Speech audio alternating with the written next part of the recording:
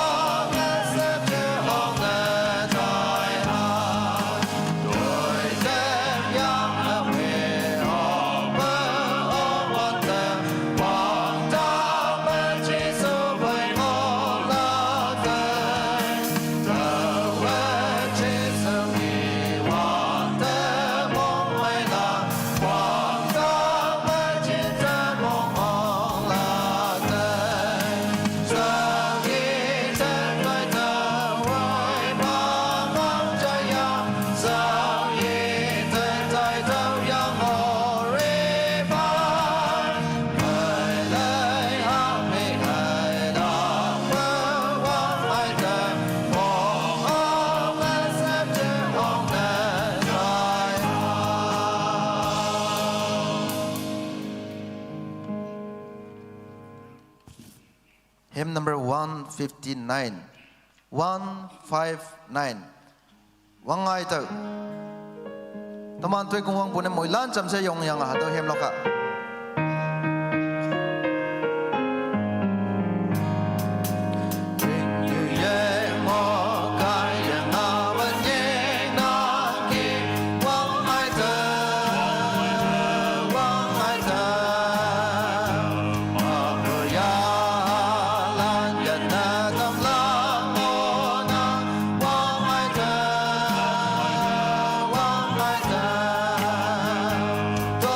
Bye.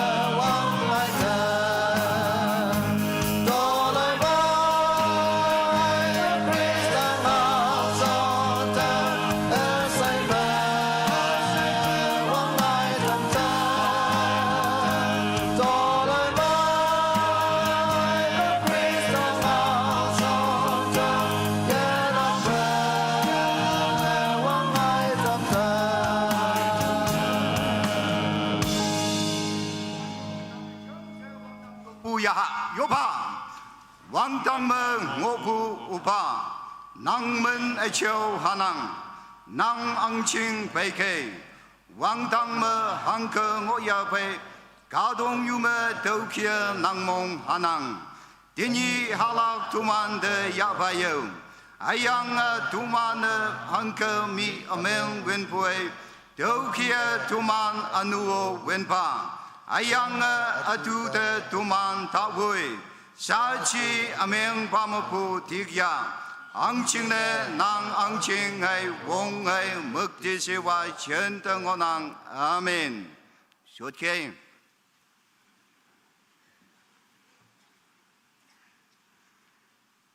Kung hong le dam kawang ba mukti siwa dam uyen ham lokpu mai dam ya yang ke mui landa kawang yungwan ba mui man ba awang ne teman bai kawang ngau sha de ba ke igeneng yom nong mangolak wang lam hado lai siwa manyan yang ngopu do shokno hado cha igeneng awang ba Corinthian apung panmapli aleng tam wong ma 1 Corinthians chapter 14 verse 26 ma yom nong ma wang lam e chenalan taw I bua hado ngonang open numa yopa kamlak ching na chum kada chame hem ngonang si chame nyawalay lak pa si chame kawang mapu ada ta ngai pu ngau si chame ye bai yasan lak na ngau pu ayang yalak pa iya ngawa tambu kui ilak atam se ngonang kong kampua pumainok ching na lingtau hadaw hungau kong kampua pumainok ching na teman bay isibu tenyibu konyo ba Reverend Ajay Asok Walam District Chaplain Reverend Yomba Senior Pastor ba wuyang teman pumanok ma pastor tet ngonang mulan o mongok lak sa monghom nang tikon bot so sanyulan mission chairman secretary ni wuya mission board member lan Reverend lan ano tinyibu hengbu ngaw ilak saba wuya konyek officer singaman ba okazang ba konyek wanglam lambalan hadaw lai siwa manyanyang ngobu kia yui hingau bai tui mei ngau mei bu hem mei bu semen lambe nu mano chona bai okbu kada meilan Kristen meilan oh yen hangi ba yapan ma hangi ba shuo ching manang bai shuo da dan nang de ke pu mei no ka mung mei ya nang ano teman pu mei ching na sha ba chembu kawang mukti siwadam Yungwan ba mong ha bua teman ayan tui so anyai wang wuya mui man tam lak hado teman ating lak pu mong humayong nang tenyi bai teman taidam do bahaga I hau gunang kebishem mission week taidam ni sebuba 4th August 2024 devotion yom nok taidam ibak 10:30 AM Chongba pache yobonji digan hadawa do ngonang tadam chama acho laija iyang yubla pache yibu ex digan nima hengbu ngawila pache tungyalam DWO 10 minute lemma tobu shalak hai dakpalan chungna yopu welang nyomba blima mission report ya belang Pache chamong digang mission secretary ngama hem nyei champong loklang pumanok kwer bima yangi mission wongma kabangau ya pela kunyoba nyenma tuitema kunga yoba solak teman bai tenyi chonlak taidam hakangonang en bililia sachi numono peidapu dukai sa teman bai hado tenyi bu tuisau tuikungwanga Echo lai cha iya yoblak sine pa je yibu dikon alang ba de hibak padam nenge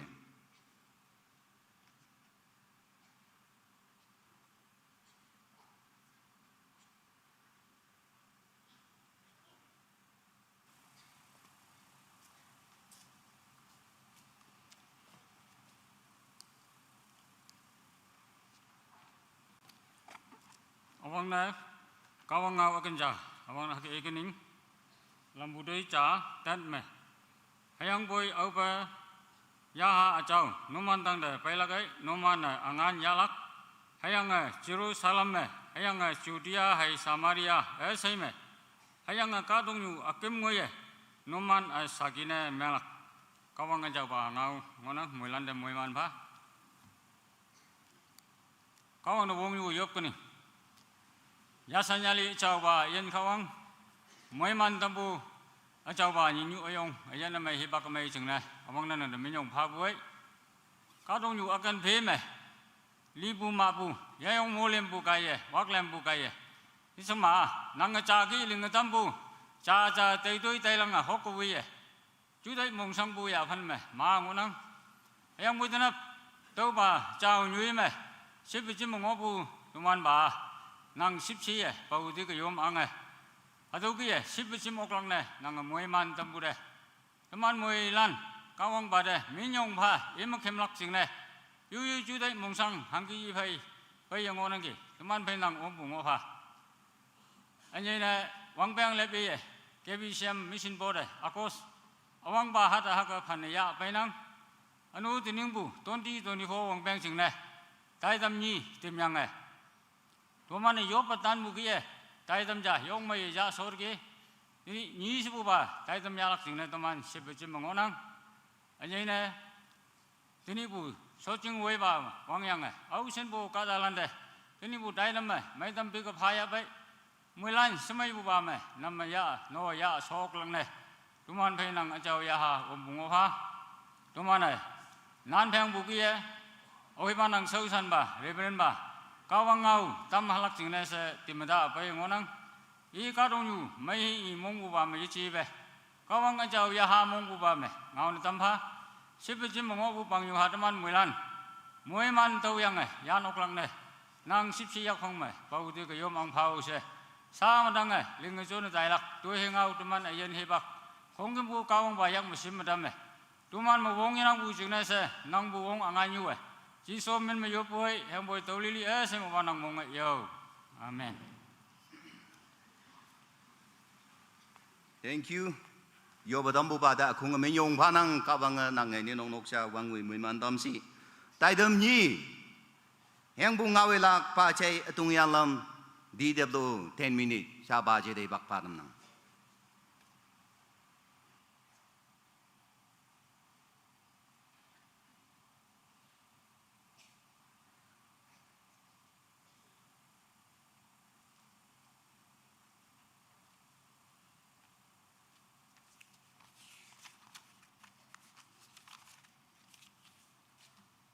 Năm mấy tình nhị u tại tâm trong ba chạy yopon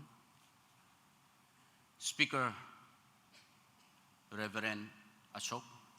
Walim District Chaplain Asia ang bu Nyomba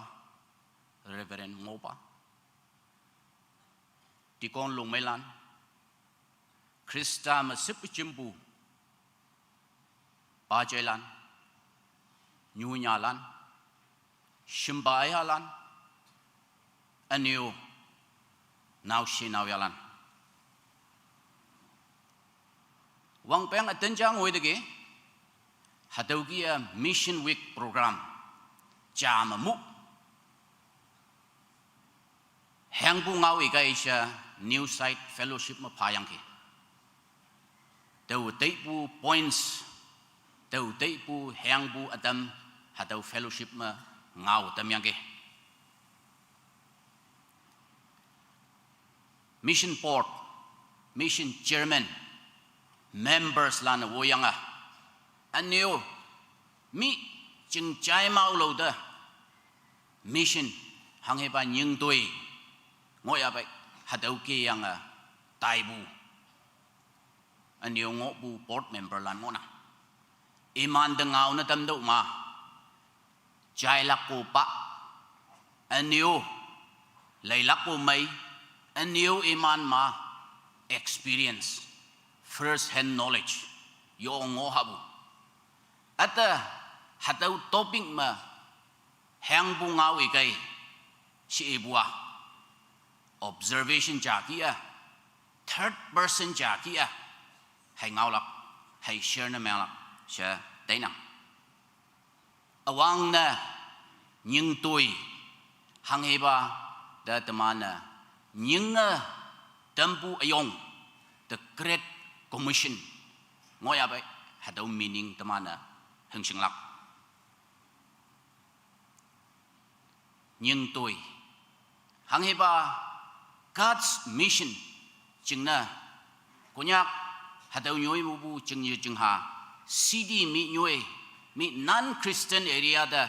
shon bu hadau da tamana nhưng tambu yeshi kama nhưng tambu ayong sha tamana nhưng na kinds of mission atama wang peng yong lawa long term mission ngonang atama short term ling chamong sholak mission ngonang atama company yeshikama corporate mission atam nhưng tôi atam iman damay na lungangai nang aneo government hangeba shokali ngoya pe hadaw yo mission atam ang nang aneo atama yui life yui ayan mission cha ching na phan na phayang now she mu bu na now ya mu bu na e retirement e libu ngoya hadaw mission ching na hebak nan shingangen ayan phan pha bu hadaw ayan lano dama na ngonang aneo God's mission tini hadaw mataman shipa chimbua anyay na God's mission hadaw chiang ngau na baibu hayang boy God's mission shing shau ma shokalia mission adam angyang ngonang hadaw taman shing lang na ngay nang katong yung ma country more than 195 ngonang hadaw yoma New Zealand shimin bu country cha mission cha temyang ke katong yung ma shatau bu shakhebu Himalayas hangheda Mount Everest shimin lakay hadaw ta New Zealand hangkoyoma New Zealand kata wang na hadaw kamau shatau bu ta ongha sha 1953 ma temyang ke now se cha select na myang ke e the Hillary Edmund Hillary shimin e Mount Everest 29,000 feet above sea level de e ongyang ke ongngoi yang New Zealand koilong flag hangepa ngoya pe hadaw yong yang tini matanga hadaw kadong yung shatau bu Mount Everest da tishin pu country yoman New Zealand awang na ongngoi de ki sha anyo kawang da hadaw kia yong bu kebu tau bu mountain peak hadaw hangepa ngoya pe hadaw nangaleng bu no sha e kok ye yang ke hadaw de ibu shokali mission katong yung hadaw ngau chai America e katong yung ang daw wang dong lang taman na linyu dong lang awang pa America hadaw linyu dong ngoy daw manaksi mi katong yung singlak siya 1969 ma Neil Armstrong linyu ngoy yang ke nyu bu cham cham pa bai bu cham cham teman ki bu hangko mu lenyu to ong yang ke hadawa shokali mission ngonang hadaw ki ong lak jing na shengen yong atem mata yang ke millions of dollar win yang ke rocket Apollo 11 tem ngayang ke e the full training practice pa yang ke siang e lenyu ngoyang ke rocket mu bu yu yang one step forward for me a giant leap for humankind. A chừng này ya cái cha hay yang boy hang ko chừng này yong bu future yong bu tôi nhu cha lưng tiki siang kawang hatau le nhu nang lưng bu no siang có cái gì yang ki hatau the lepu country lana nations lana hangeba mission ngoya pe hatau imana lưng nang hatau kia India march tong ha sha wang peng atan cha len de ke hatau ki tum ta bu ngoyang ke hatau da taman mission government mission ye she kama nation mission she taman nye ko klak hayang boy tani hatau ma haja tok ta haja taman ship chim bua God's mission jang ngau ne ebu hatau God's mission hatau ma jisu ka dong yu ngoyang a sha ji ka dong yu tau yang ya yong lak na ngai e bin lan ye ka chim e bin lan da haki ngau tam go to the people nations and tribes and preach the gospel of Christ and baptize them in the name of the Father, Son and Holy Spirit. Ka dong yu ka da lan dang ta tai dau cha lan phai hau dau anyo apa aha ya chao men ma bab ti tam dau shi e bua awang pa the great commission hatau mo wang bungo na ocean Jesus Christa e penlan da tau gi yin shi ma bungau amai taman yu di bai hab hangai ba the great commission ngoya bai Jesus mo wang bu hadau taman yu di bai hab hayang boy kawang taman chiang past u shing bu present u shing bu future shing bu shing yang taman ayan no e jing na wong bong hadau ya ha lanu hadau kada lanu wong bong shi yang e haka e penlan da nying yang ge penlan yomabu adam Europe da adam Africa da adam minor Asia da Asia minor da adam Asia da paibu yoma 52 AD ma Apostle Thomas yang len ma Kerala hangeba port ngoya be hatau ta e ngoyang ke India southern side ma the Chola dynasty yonga wong nang bu Hindu hatau ngoyang ke northern ma Chandragupta the second yonga wong nang bu Hindu ataklan ngoyang ke hayang boy kawang atai hatau nyoi mo ajeng pungau amai hatau nyoi mo ajeng những tampu ayonga wongpong sete yang India da e wang ba the great commission atau India da e shonyang ke Jesus Christa wang da ong tiki hayang boy e penlan na hange ba kaman tau ya bai atau lengatam yang ke India da bai bu bai ya Hindu lan yoma the gospel of Christ nyau yang ke hayang boy Hindu lan wonga e tôi win yang atani Chennai ma Saint Thomas Cathedral sha living proof ngonang hong yi buhat teman tani ba Reverend Moba William Carey chang yang ke hadau pungau amaya aniu e jam ya boy ala na teman China e hong yi bu hat ngau bu hadau yong bu touching story jang ngonang hang na kawang India ka tok tekan bu William Carey 1793 ma bayang ke William Carey hak pa long baga da ni yeche shinangen bu be bu ka da ni yeche jing background na school drop out cobbler ya shumling ba cha hengonang hayang boy kawang she show ma achui ayong hangwi na siang William Carey India da bayang ke bayang Bible ya bua Hindi ma Punjabi ma Uriya ma lip yang ke anyo Sirampur College sha establishment tini 230 years ma Sirampur College Sirampur University na meng hadaw ma kunyak naw yalan hadaw Sirampur University ma theology nhau yang ataman nyoi te ye bulan ngo wang nang hadaw te tamana nhưng tambu ayong sha hadaw da tamana ngao olap India disha pai buni je hayang boy North East teman tribal gadalan mai gia phau ma nyam shengo wan do kawang teman yetau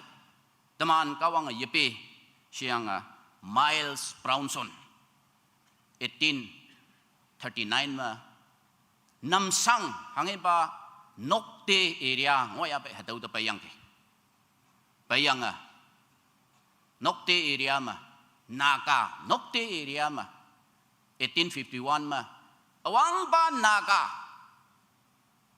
hubi shemen bu e pap di tam hadaw phai ma hayang boy hadaw hubi lima hadaw jingna anio naw she i amlai hay aklong imi pap di tamyang ke hayang boy hokwi bu hebang ma hadaw naw she i ma yang e yong mong meng e family ma ya tu sho meng jam ho yang e satya subsagar di ye ma yang hadaw nyui jing ma e mission akung wang yang longchang labzak tekpa merangkung mebu awang pa Naga ma papti tamyang ke hayang boy hadaw longchang labzak o ye bu merangkung ma we jin ma we angangai bu e toi win hadaw lilia nying tambu ayong ngoyang ke toi mai jing na nying yang ke hayang boy ka shi cha ki e trials and temptation challenge phabu jing na Miles Brownson e lai tep cha nata hiran hima kapanma nyapren hadaw nokti ngau malai tep cha ngayang e mission hadaw malak yang ke hadaw ta tamana nying na tambu ayong aniu anyay na nakakata yung nyam shengo wanda 1872 ma Edward Winter Clark siya yang New York ma now siya cha bu yang ke India jang Hindu jang tribal jang ngawan da American Baptist Alliance now she now ya atam jango ya Asia ngoi na India ngoi na Naga gadok tribal hangeba kata mai kata tuwe lang lak takan nang ke hadaw nyoi ngoi na hadaw da ngoi lak ngoya siya shepnyik wanda Dr. Clark here I am take me Tawa mengwanang ke atishun pa si bu jing na Edward Winter Clark Satya hangeba Assam mission singoya pe hadaw nyoi de ngoyang ke hadaw mo bu 1872 ma teka haimung hangeba melong timung semenya pe hadaw nyoi jing bayang ke hadaw mo bu tamlo de 1881 ma tabu hadaw wanda tamlo pu ngau ibu ni yeje hayang koi tawa factual e wanda nyubu jing shau min no e lang na ngai nang tamlo lana ngau ngolat chang ate yang ke kok ba ye bua malong kimung mango yang anio atam tikpa payong lan atam cha papti atam yang paturi kothula me Satya de yema dauni matang hangeba Assam mission singoya pai hatawa Naga mission siya akungwang bu kawang tuy hengau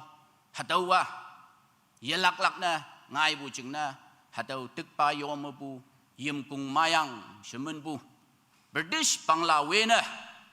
1925 matam lo da payang ke payang now she cha e let en long na woi tayang lai nyaw tam yang ke papti tam yang ke 11 December 1932 ma e papti tam yang ye bu ni matang punyap ka tok tu wangai amai ungau amai jan cham jing ha bu wang he ti ngai bu kia ลงหน้าปั๊บที่บุกายฮัตเตง่ายยังเกฮัตเตคุณยักษ์ก็ยำเชวังยังมาลังช่างพันบุตรกันนะปองวินอังตกแต่เอางนังเกชมังอาดังมาบัวคงกุมบัวกานีฮะอันนี้ยำชงวันเดโยองงังยังเกงังบูจึงนะปุงเอาอเมย์มีอังกฤษอเมริกามาปูอันนี้ยาไปปูฮัตเตตมันยุยตึงวยตึกฮัตเตจึงนะชิมยาวมาตีฮัตเตมาตมันชิบจิมนังฮัตเตว่ากาวังยาชันยาลี the Great Commission ยิ่งตั้มบูอายงฮัตเตตมันนะงี้ยงนะฮัตเตกี้ยิ่งตั้มบูอายงหังให้ปามิชชั่นงอยไปฮัตเตจึงนะอายันพันพาบัวเลปูจามมาตมันนะฮัตเตกรามสเตนส์หังให้ปากรามสเตนส์งอยไปฮัตเตว่างุนบาลันเดทรีตไม่พานะไปinterpretation หังให้ปา whole tribals งอยไปฮัตเตมาตัวลึงงอวันเดอินเดียฮินดูฟานาติกตาราสิงวัยยังง่ายบัวยานึงพาวมาแคมปิ้งงอวันเดกราฮัมสเตนส์ฮัตเตว่าเอฮาเอ็มอีการิชามปุ่มงอบูดาอายังช็อกยังเอมันลิมวันมาจักวันยังเกเอชโกตหังกะชีบูดาไม่ลักจ้ากวังตัวเชาจึงนะเดนก family พายังบูฮลันจานยังอินเดียมาเฮบักเลวงอยังเอเยมาบูฮัตเตกี้อากุมบาจ่าปุงอาหอยลักฮัตเตกี้ตะมันไปเอเลนโจตัวได้ตัวมาฮัตเตมาไปบูนาวนาเชกิบูนาวเชจางอนอก He is a young missionary from America. His name is John Allen. His name is John Allen Cho. Hadaw kata India ma, southernmost ma, Indian Ocean ma, kawang chiang ba ang daw. Hayang po'y kata po'y hangok contact inang bu. Unreached, uncontacted. Hadaw kata lan tinyi ungonang. Hadaw da Sentinel Island siya. Ellen Jo tairi menyan buah the last Satan stronghold of the earth. Katong yuma kasi pembunyoy akamba hadawa Sentinel Island. Hang na hadaw island mga bulan kata au ja phayo contact inang. Iman siya akyang mga nang. Menyihongi primitive kata lan mga bukiya iman akyang mga nang. Anyo India Shokalia au cha do hataw Sentinel Island de nyimna permission yapa hayang boy Ellen Jo mission toy ma yong yang hataw Sentinel Island de ngoi tairi ma hakanyan amay huya taw hataw nyoy ma toy winya boy ajeng manga ta ye hataw ma wudaw hangna taw hataw mission jingna ayan phabay si yang wan mabu yu wan da ating ma la akep ning tuy yang hadaw mamang wen da u daw hadaw bungaw cha hu bo hang na she ma mission tuy ling ne ma taman hang he pa comfortable ngoya pe hadaw taw la kong bong taman hang he freedom ngoya pe hadaw taw la kong bong sacrifices commitment anyo nan oku alam lilima hadaw ka ta nakshi hadaw member nakshi tamana mission toy ling oklak sokali ya fan yong pa yang hadaw mission ling daw sitam nang hayang boy kawang mission ma go and preach the gospel of Christ akyang hangoy nang hadaw ma tay daw kadalanda anyo jalanda pungaw amay nyawdam daw si ipu hadaw maya phanyang tamana dedication and efficiency fa yong benamang ma tamana hataw the Great Commission hataw kia tamana lingolak hepak 10 minutes panang mak chenyain ok ayang boy akunga mongmang pa mongyamang pachai pa KBCM Church shime yaw ma wedege hataw mo more than 7,000-8,000 kata solak chingna shime yaw ma lingdege ayang boy KBCM member amaylan 25 years from now tinyi phai ma wang peng ta phai mga o wang peng ti jaban mong ma hataw KBCM hanggang olak hataw tamana tay okya hataw ma tinyi ocean shot de long mai lan ni ta retire na meng lak katong yung mo bu retire na mayang lak service mo bu retire na mayang lak life mo bu retire na mayang yang iman yong matay lak hataw wanda hataw mo ngo bu naw ya naw she hataw nyoy do onglak hama hataw mo chim bu naw ya naw she Dr. Clark kia Miles Brownson kia Joe Allen kia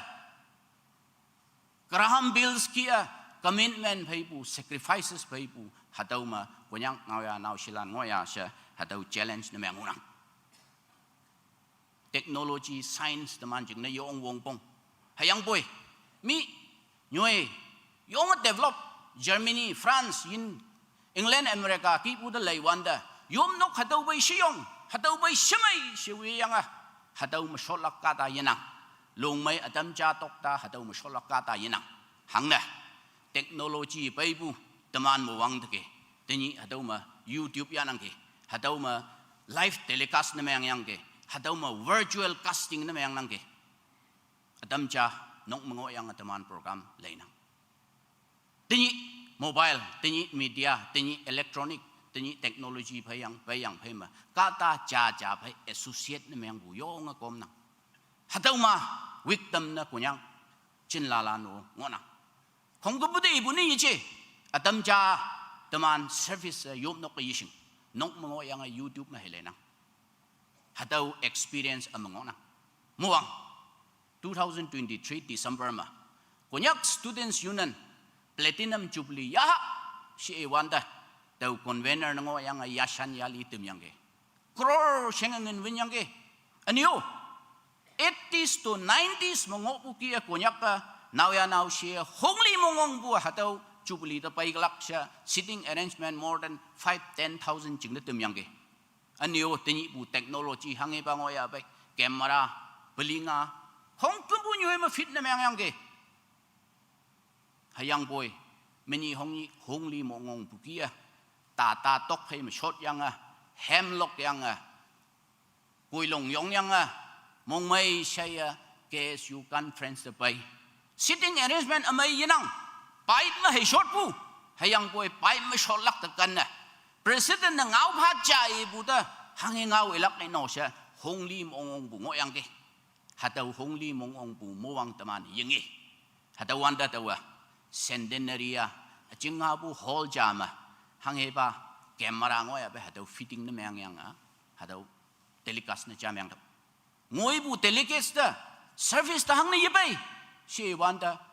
sup to live telecast di she American sup core price hai she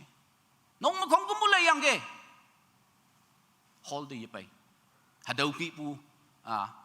taman nyoi tu ngoi de ke au sing hataw ki bu nyoi hataw ki bu practice taman hataw nyoi mu ngai nok hataw khai kunyak ta taw i huwa taman invest na mayang laka under nying tambu ayong the great commission ma taman lungwailan revival ta taibu gospel ta taibu preaching ta taibu it is okay fine hataw may nangge hayang boy taman youth anyay na chinlalan hataw jing na wangbu fan phadaw hataw jing na hibak phadaw iman de invest na meng daw hadaw nakshi ni cha hadaw nyoy jing ma iman cholak wo nyu woi ba na iman meng lak hayang boy taman na lungmai lan chang sha ha taman tini hangel nge ya pe hadaw sha lung ngo ba na meng ma taman yu lan yong talented hayang boy hadaw ma space yinang yong iya local bu wei wang bu leadership ma mai hayang boy hadaw ma space yinang pu jing na akung leng yang town mango bu hadaw ki bu phai ma taman na mainstream KPCM de ye bu na meng ma hadaw ki bu lan taman da obstacle ngai no ok sha hadaw de nang ke punya ka to ka mai bu alam jama tri junction hadaw he ong ye ma Burma he nyip ye ma India aneo shang ye gao ma China and Arunachal all non Christian hadaw tri junction ma teni kunyak ka tok kunyak hotan hangiba mon headquarter ngoya pe hadaw location taman ngona tamana paimi pangmi haimi leinung nokte tangsa khamti san hadaw area ta dailaka khongkumpu hadaw mubu taman akung wang ngona ausing another 30 years phaima hadaw mubu highway ngai glak là hi ngồi à hạt đầu mu bu airways ngay lạc khăm ti ngồi à chế tu ma kunyak nào ya nào Sri Lanka Southeast Asia Indonesia Thailand Malaysia đó olo dalak hạt đầu ki pu chu wan amay yêu bay nọ yisi kama amay ngô bay nọ hạt đầu ki pu chu wan ngồi số mà teman na chin lalan youth landa ok pushin na teman na encourage na meng lak akem na church hạt đầu salvation and spirituality chiang wang ngau lak hayang boy church is an institution to make a human being a better human being hang ko cha kata cha ayen pa mai na nyu mai na kata mai na meng tam laka hadau church this is an institution spirituality chiang ba salvation chiang ba ka wang hai emi ba mani ya hayang boy ka dong yu ma pa mai na nyu mai na nau ya mai na nau shi mai na ngolak pa church moral guidance phalak bong bong hadau kai hadau church ma ok pushin na youngsters youth accommodate na meng kai aniyo KPCM teman na lenglaka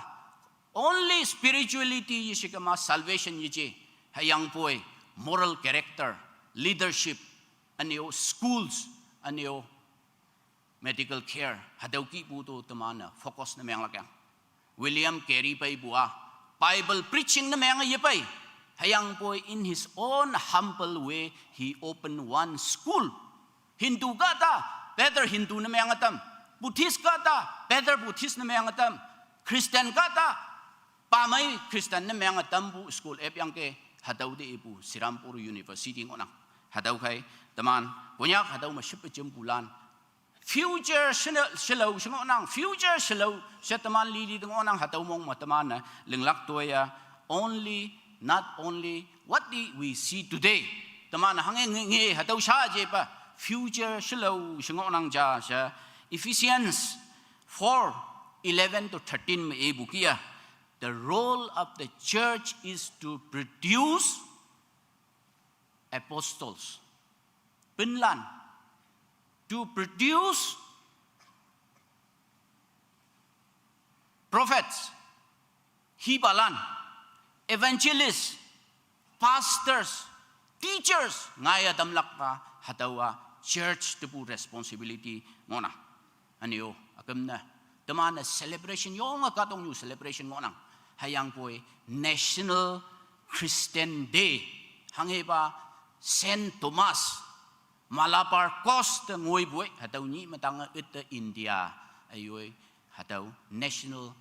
Christian Day ya nang hataw ki po tamana celebrate na mayang taw mamay habo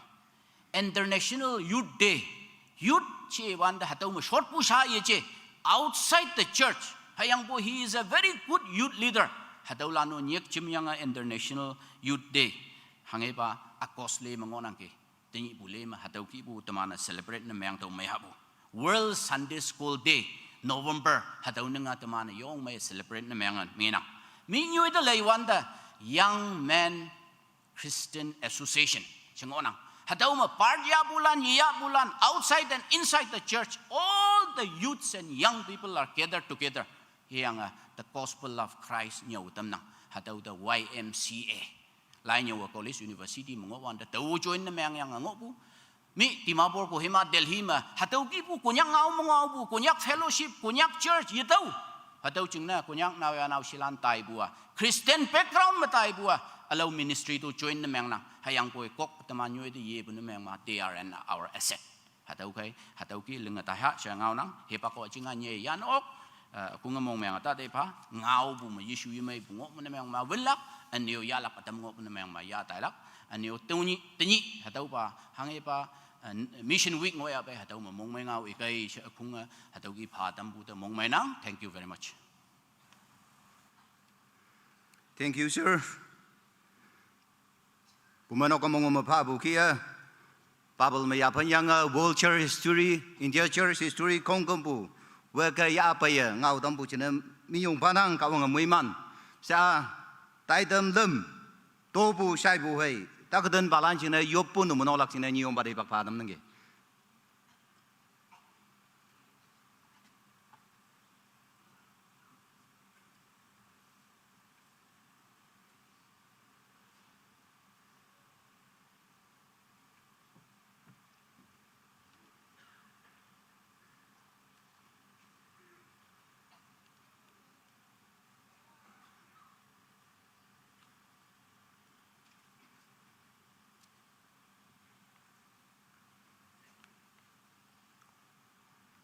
tàu phải mà yong wan ba và ibu tàu trái tàu âu xuân lạc hay ang tụi mình chừng này âu đại lạc hawan da tàu cha này tàu đại lạc tàu xuân pha sa tụi mình các bang da to bu pha bu mission chừng này semen lampe lam ốc bu sinh ya bay bu hadau các bang kem chừng ya bay bu hadau nam nô lạc chừng này se tụi mình phải sâu sâu balan da hi bak panang.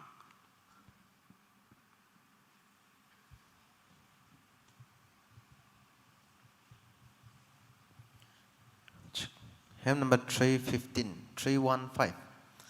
Nam ninh thời bên bọn tờ, hay yang ơn nguy bọn tờ, tâm môn ở chế sơ ngạo cơn tình ở thầy hạ. Ta vật lòng hi bằng mơ, ta yo lòng nguy bọn tờ, mong mày xây ở ta về yang ở bay hạ yêu. Ma ki yang mong mai say ya bai ha Christa te pane ma ki yang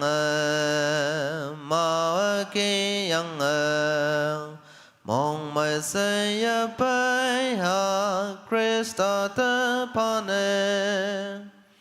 Quang nhạc quang ai quang xem hay quang lâm ngôi ya bơi nhâm lạc hằng ơ ye nàng ye lạc bờ đại hàng lên ngang ngô quan tâm mơ tới a tâm na tâm lòng mong mai xây ya ta về yang ở bay hay yêu ma ki yang mong mai xây ya bay ha Christa te pane ma ki yang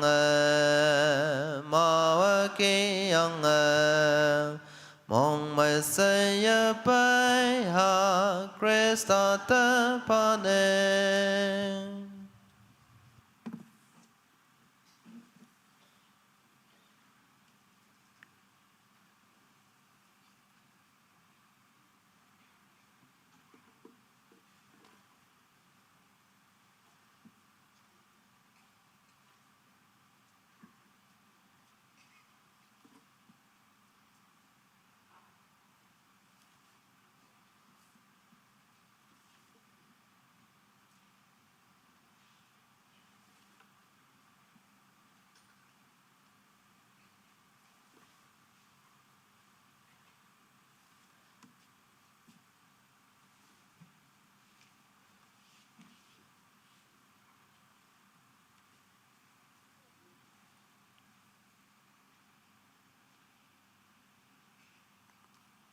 Hang sinh nè, nhưng chui chừng nè, ya bay ngõ nắng, cao hoàng nghe nắng, hayang nắng hayang tinok hayang tumana mong chăm yang ya bay bu, xe hình mà dân mộc dân nam mà huề lại mà, thế nhỉ, hayang lên được với bạc mồ, lịch yang lép bia, hayang kada đâm chừng nè hoàng bèng đó, thế nhỉ kí bu mà cha mà ya bay bu, hạt đào khó ông kim bu, cao hoàng đã phản phá lắm, tumana missionaries land ma bu bầu yang ngõ nắng. Hayang boy tuman yop no capacity ya phan ma aniu tau dokte aniu okha buyang se tuman yop tanang tau ma tini tuman ya abaibu kawang ang jing tu so ling lak jing na se hang he she hingin ngoya be monglong dobu panpong hayang mission jing ne hado kong kumbu kawang a tai bu nyu jing da khak shue tau ba she hingin ngoi lak jing na hayang a tau ki ma bu ya halan jing ne Tai bulan missionaries lan teman tai doa teman sonbu kadalan teman tai doa hayang teman field report pai mu chai glak hayang teman akyang nyu musing nang menyi bohan nyu nyu teman field teman sponsor memang bulan hayang ge hang sen teman min tai do ok iman menu tu yang missionaries lan theological students lan kawang ka soma teman kebisem mongmu nyom bana youth director na evangelist na Yisigama missionaries na tai bulan hatola no kongkem butai dawa. Teman jam siu bui bagi ha. 哈利路亚，哈利路亚，哎，乔巴，oi chao ba da ba yong wan ba kawang nang akadong nyu de kan bu ching ne nang halom Jisu Krista anu kadala nyan lak ching ne se shon bu hayang nang amu hadau nying joi ayong ling yang hayang yan ba Jisu Krista aniu wang da ongai me nang pumai nok ta ne hadau nying joi ling lak ching ne ngau kyang pa tau yang gi hayang Jisu Krista belan hayang first century Christians lan ma bu persecution sanga bong baya bioi kadong yo akan fe da hadau punga omai chalon dam yang gi kawang nang me nyong boy Teni tuman nang napai gobu hadau gospel bungau tuman majalak lak. Ani ukadong yu akan fida hadau bunga omai yana dalak me. Tuman tang simlan, now silan, new balan. Hayam no imlan. Hong kimbu tuman mong cham yang Teni hadau nying tui jingne. Kawang nang song de shehingin me. Yan mok yan hamo, hoyak lai fama ya abai boy. Hayang yupu ma tuman ating lakpu pai nang song da pai boy hayang atama yui ayen noksa tobu pa sacrifice na myang bu pai pai ngonang hayang tuman kita yogi abiyoi aniu tuman yungoi okpu ganda missionaries land dainang hangsin missionaries land ngoy bai kawang nang imanda yang cha ngan wong ma dampa hayang tuman imanda wang ngoy pau dik yok hayang bo aching nang men mo yubu kim yang iman da envelope ma lingen ya fan ma relief ya fan ma wong bong yang bo ya fan ma cham bong wan da kawang iman jing na hadawa kawang nang angan phai bu she hengin na myang adam ya hayang oyana tinyo pan phong ma monglong ma hayang mission jing na wang man ya bai dige yekai bu kawang yekai ba oyana tai dige owang dang kawang nang bu mo himan sokotam bu ayong ngonang sa ating lakpo ng menyong boy ning na ibu pa adam pang ho boy ngoy gilagi ibak ma mo heman taw lakpak na ating lakpo pa nang dato bu pa oglak ching na mission dwelling oglak ching na kawang nang kadalanda nang champa o se yan iba Jisu Kristus fan fayup nang tolongan so pa ng mga iyo amen.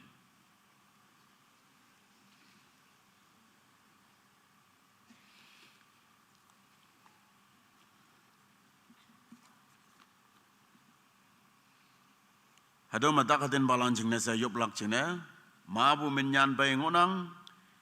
teman pumenok kadalan maabu mongsang mong yang bupay ngonang takasang bupay ngonang tau kama may ngok bulan teman na iman jing na tay daw lak hayang teman yo ma adam takasang ngoy abiyoy nang jing no yuplak hayang kawang may damlak hayang takpalan jing na sa teman na yuplak ni suba ngaumung na teman na tay daw yuplak yaha ngaulan pai ngok bu ki teman pai hado kebishem mong ngok bu ordained ministers lan jing na se yoblak retired pastor lan jing na se yoblak tau jing na jing mai lam leng hado ma o ngok bu retired pastor lan ordained ministers lan noman yue ngok bu nyu jing ma noman jing na yoblak jing na cha ma yong lak jing na se tong nang ordained ministers and retired pastors. Taman pai ngok bu pastor lan, retired pastor lan, hayang ani ordained ministers lan jing na kawang mabu ayen chin yu yoblak. Hayang iman pemdamay ang adam pas yoblak. Hayang ani yaha achaw angan wong pai yalak pa kawang ang jing twiling bu ka so yalak pa moy man tam daw sa taman yoblak. Taman pumainok ma lumay lan ordained ministers lan retired pastor lan ngok buat teman jing na sa yoong pumong hem ngonang hayang yopu naumay kung ngonang hayang ating lakpu heroes of faith lan ngonang tau kama tumana iman jing no yalak pa fan fa yoblak hayang iman pai cham sa anyo yong lak jing na kakaden balan taw hado kawang ngau iwan da yuyoy so jing ma yong ya ating lakpu ve yong do hayang kawang nang may damlak Oba chisu Peter nokta ong hayang Peter anyay tinyi taka liang ma lamyang ngopungi iya yak no chon hayang tinyi ya mabuyan hayang ya lawa ida nam no fa Oba an ngoy pai imana idang da lava tikpu takpalan angang webai jisua ngaufa capai yahalan jangdai hayang takpalan esai maidam hadawa Isaiah hiba kaya ngau yang bu ada ngailak jingna daman taklak bu iya ya hayang daman takten iya ki jisu i kaya hayang jisu i pum daman jingna kui bu kaya oh yana atinglak oh yana jisu Krista menjon tenap kawang nang may damlak kawang ayen jin bau damlak kawang nang hangke ya dai damlak ate chan bu kawang nomando chan kalak sa tinglang nang atak may dambu kawang nang tako may damlak sa tinglang nang ada ayen jin bau dambu kawang nang hayang ninok to ayen jin bau dam kalak sa tinglang nang suatu ngok bulan yong ngok bulan jeng na sa tai dawa atamma yong yo pu jena tak bulan ngok nok yang boy yoy takpu kawang song daya abaya hayang teman fay yong ngok bu ordained ministers hayang anyo retired pastor lanjing no kawang mabu ayen jin hayang atu amyang mabutian tamyang teman pu may nok ma naw may na ating lak pu manaw may na konyo new konyo pa na jalak pa ang adam pa sa jam su temana yo pu pagya haleluya Ikaw ba ata ba yongan ba kawang nang song da pailak hangsen na maibu nang mikti siwa ayong song na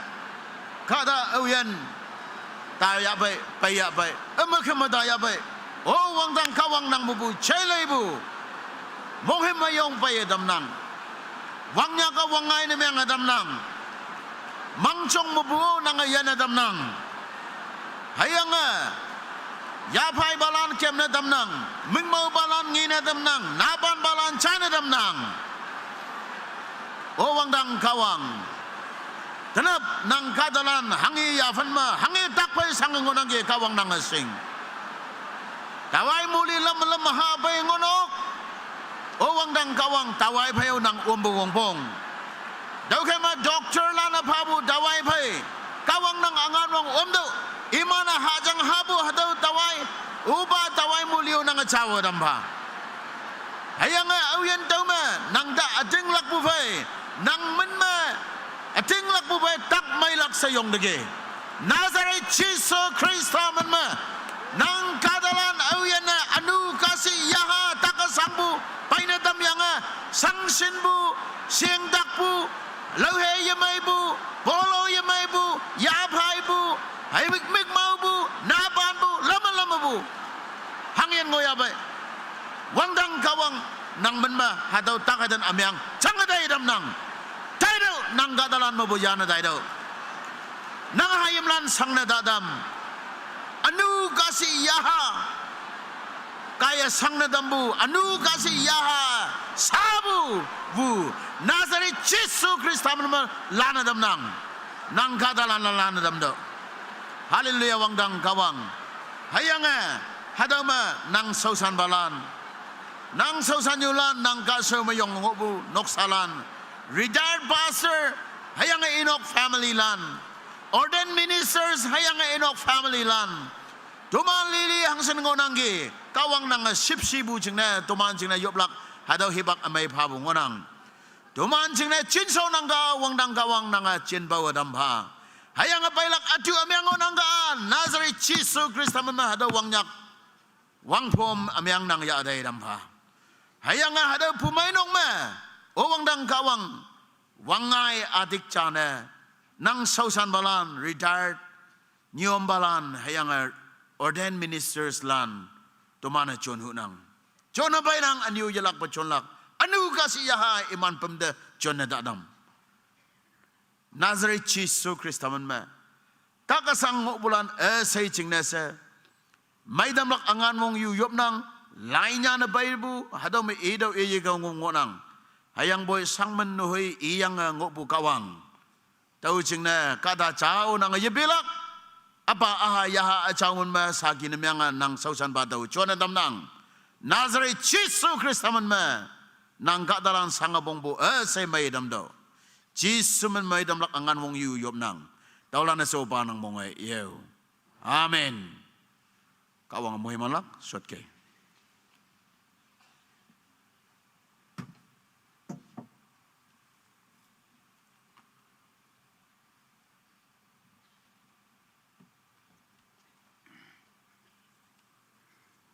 teman pai takaden balan chine mai tambu yu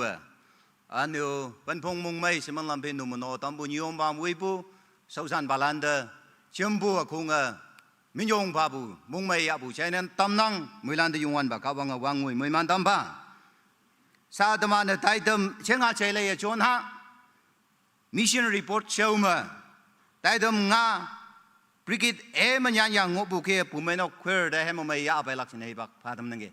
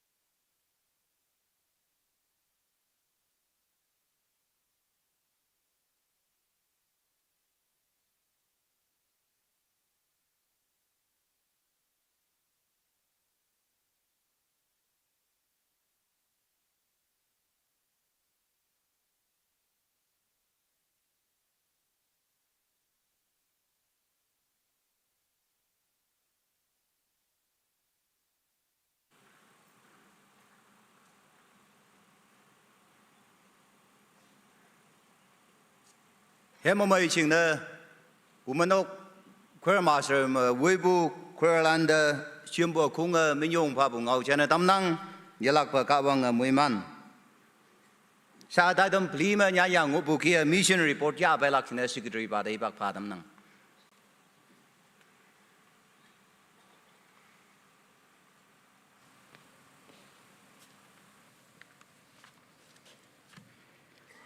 Taman pai wang sampah pu tanyi pu taidam chongba henga tanyi pu mission speaker taidam maidam ya bulan henga niomba woyanga jampu pangyuha moilande pu mainok soching hayanga mission department mapo mongmai pu hayanga pona ya pu hatau ngaulan chai dum nang hatau mission report hatau man pha be hatau ma chinga bu hatau sing le tam bu hatau ngau cha ha ka sing ya lak tina se ui tam nang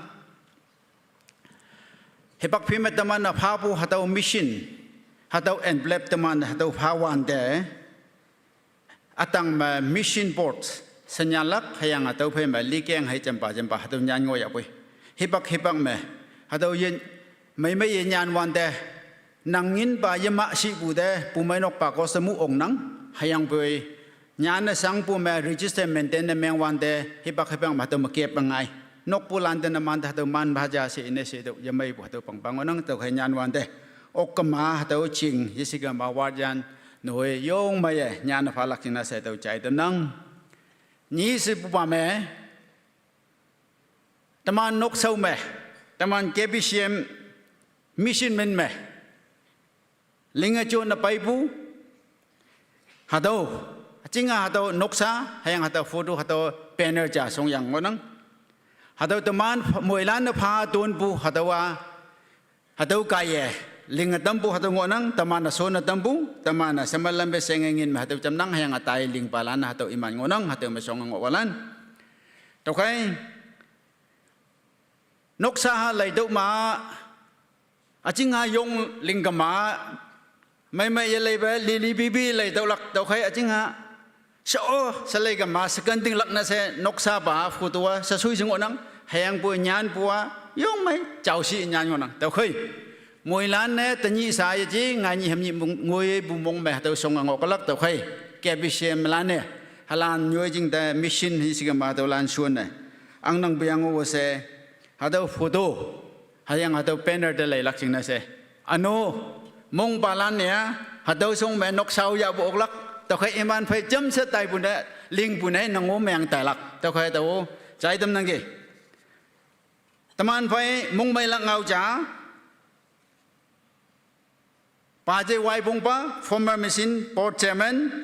inoke tanyi bo mission hatau de mong mai bu haja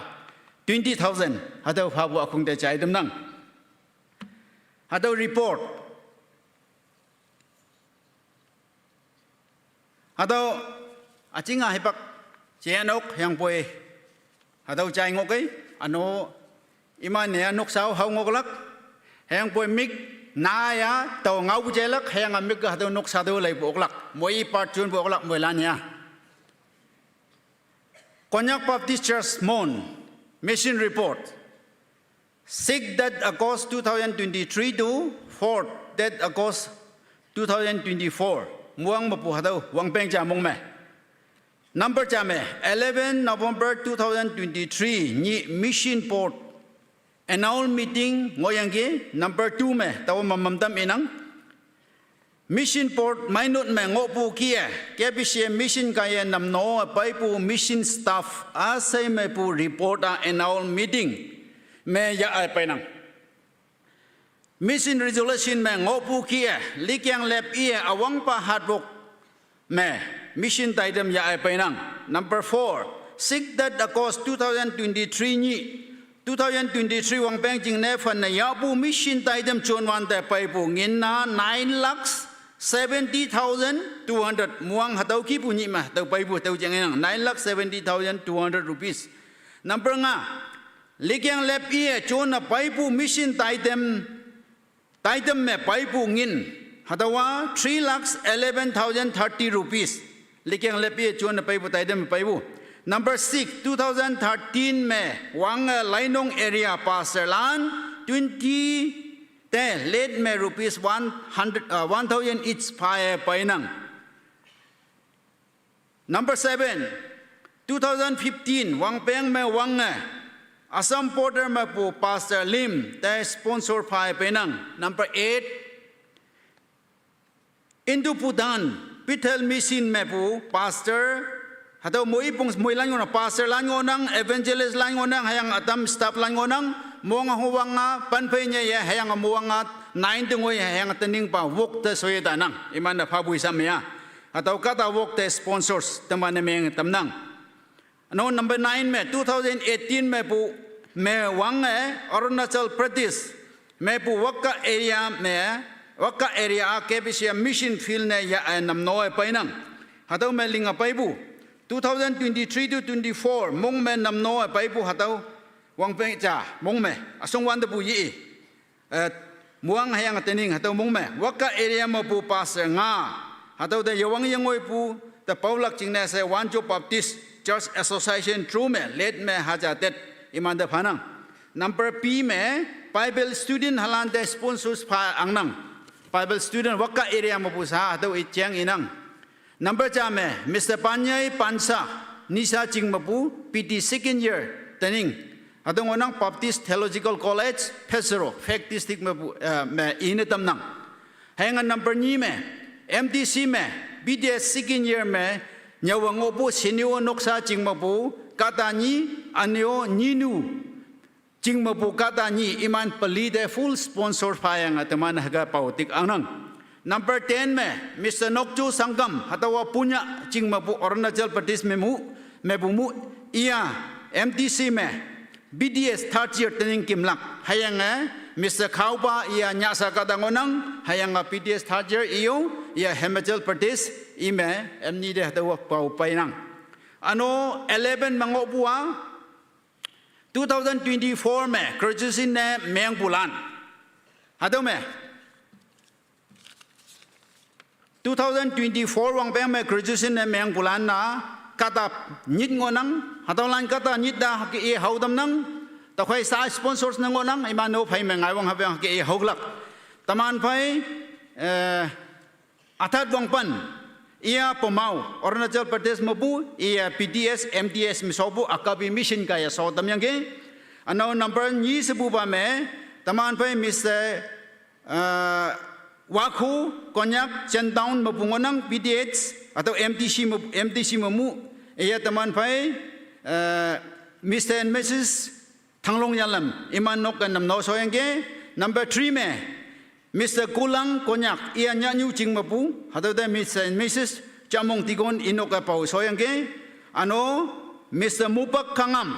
hayo Pongchau Arunachal mapu atau MTC mapu atau de Mr. and Mrs. Nokto Jingphoi Ima inok pau soyang ke ano number 5 me Mr. Kosam Konyak Wangsu Jingmapungonang hang MTC mampumu hataw de teman pai Mr. and Mrs. P Manhai Totok Jingyu iya soyang iya pau soyang ke number 6 me Mr. Pitman Nganham iya Ninu Jingmapu hayang MTC mamu Mr. and Mrs. Lengban Jingtang iya pau yang ke ano tat me Nit me Miss ngap sip wang shu hata pamau jing mapu ya subsi mission kaya pawa soyang ke number 8 me Miss ni Choi Sang New Life Bible College PDH hata timabur ngonang hata me teman pai Mr. and Mrs. P Wangam Longkai ya soyang ke ano 9 me Miss Ngulem S Jingyu ya PT hang chorat me teman pai Mr. and Mrs. Ed Khoiwang Wangsa ya pawa tamata tau soyang ke tau cai tamnang haneng taning iman kata tu new